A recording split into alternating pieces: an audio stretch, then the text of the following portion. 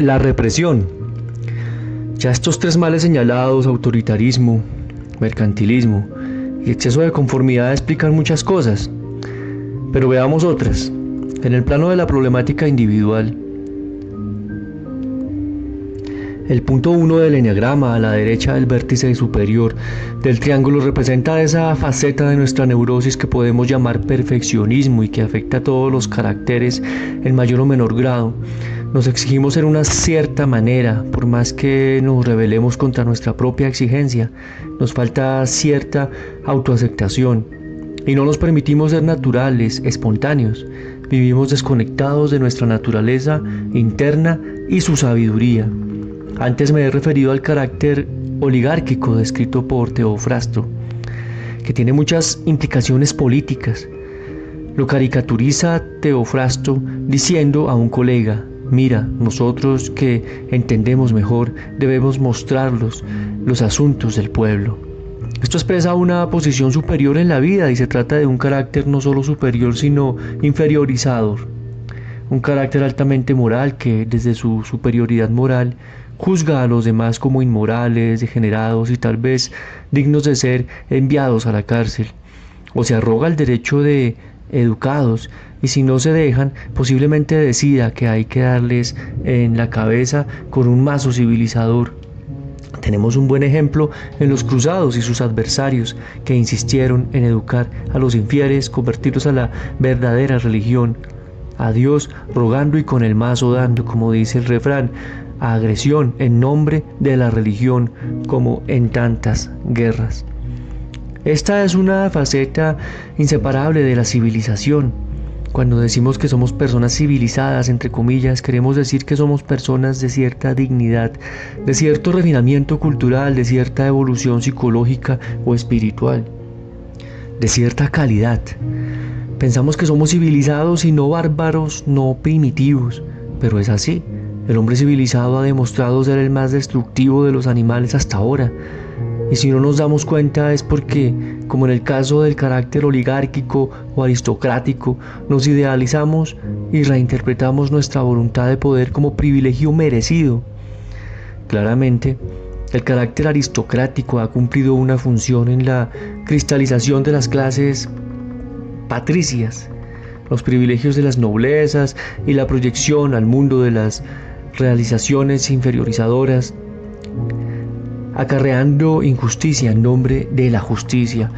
No es solo una cuestión de privilegios, tales privilegios están protegidos por la represión.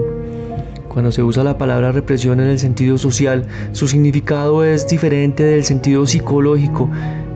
Llama el psicoanálisis represión al no querer ver ciertas cosas, pero cuando hablamos de una cultura o sociedad represiva o prohibitiva, nos referimos a que los que saben, entre comillas, los morales, los buenos, dicen que a los otros los que hay que hacer y lo que no. Y a propósito de ello, una anécdota: hace poco encontré en una librería de Madrid un grueso tratado acerca de las culturas represivas de la humanidad, realizado por un catedrático jurista de la Universidad de Zaragoza. Lo compré pensando, voy a ver qué escribe, cuáles son las culturas que llama represivas. La obra empieza con las culturas primitivas, sigue con la egipcia, la babilonia y después con cada una de las que conocemos. No deja ninguna fuera, y es que todas ellas son represivas. La represión es un órgano de la civilización y nuestra evolución, la evolución de una enfermedad. La exageración de lo represivo puede verse en la enorme hipertrofia del sistema judicial y policial criminalizante de los gobiernos modernos. Hoy, en Estados Unidos, se está haciendo patente la crisis de las cárceles. Hay tanta gente en ellas que el presupuesto público no alcanza y además se reconoce que a la mayoría no les sirve de nada. Si lo que se persigue es que la gente cambie y mejore, habría que considerar que es mucho más probable que eso suceda estando en contacto con las buenas personas que hay afuera. La cárcel, se sabe, es más bien un caldo de cultivo de la delincuencia. En ella se concentra la gente con más problemas y así la situación de deterioro va en aumento a una velocidad extraordinaria. La única justificación de las cárceles es proteger a la sociedad de cierta gente muy peligrosa, pero la mayoría de los que allí están no lo son. Muchísimas personas que están en la cárcel en Estados Unidos se aficionaron a los paraísos artificiales de las drogas y no han cometido mayor crimen que comprar o vender un poco de marihuana, por ejemplo. Para una cultura como la americana, eso es un crimen importante porque ¿a qué cosas puede llevar eso si se le permite? Uno empieza por la marihuana y seguramente terminará cortando a su madre en pedacitos. Uno no sabe qué puede pasar en estado alterado de la conciencia. El miedo al descontrol es un fenómeno muy norteamericano, pero también forma parte de nuestra sociedad occidental con una cultura notablemente antidionisíaca, con muy poca capacidad de entrega. Aunque el símbolo cristiano del vino nos quiere recordar una especie de éxtasis que produce la entrega a un poder superior, difícilmente promueve la capacidad de entrega a una cultura saturada de prohibiciones y exigencias. El aspecto sobrecontrolador y sobrepolicial de la sociedad se autoperpetúa.